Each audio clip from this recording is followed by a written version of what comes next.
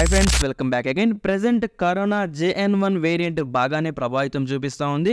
8 Jan 2024 8 AM నుండి 9 Jan 2024 8 AM వరకు అంటే ఈ 24 అవర్స్ మధ్యలో 475 కొత్త కరోనా కేసెస్ రికార్డ్ అయ్యాయి. 6 పీపుల్ కరోనా ఎఫెక్ట్ అవ్వడం వల్ల చనిపోయారు. సో ప్రజెంట్ 3919 కేసెస్ అనేవి యాక్టివ్గా ఉన్నాయి. అయితే జనవరి 7th పోల్చుకుంటే జనవరి 8 కేసెస్ అనేవి తగ్గాయి. సో ఇందులో డిశ్చార్జ్ రేట్ అనేది పెరిగిందన్నమాట. సో డెత్ రేట్ కూడా పెరిగింది. సో కరోనా తగ్గి కొంతమంది ఇంటికి వెళ్ళడం కూడా జరిగింది. డిశ్చార్జ్ అయ్యారు.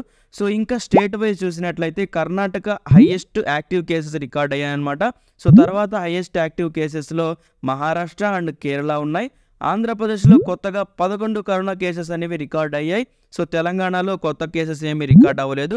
సో 2 పీపుల్స్ అనేవాళ్ళు రికవర్ అయ్యారు.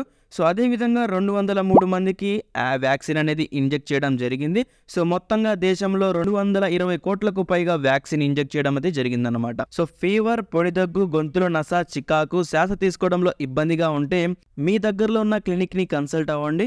సో కరోనా అనేది గాలి ద్వారా స్ప్రెడ్ అయ్యే ఛాన్సెస్ ఎక్కువగా ఉన్నాయి. ఎవరైనా తుమ్మినప్పుడు ఆ తుప్పర్లు మీ మీద పడి ఎఫెక్ట్ అయ్యే ఛాన్స్ అయితే ఉంటుందన్నమాట. So person to person contact అవ్వడం వల్ల అయ్యే ఛాన్స్ కూడా ఎక్కువగా ఉంది. లైక్ షేక్ హ్యాండ్స్ ఇవ్వడం వల్ల, కౌగిలించుకోవడం వల్ల, సో ఇలాంటి పరిస్థితుల్లో కూడా ఎఫెక్ట్ అయ్యే ఛాన్స్ అయితే ఎక్కువగా ఉంది.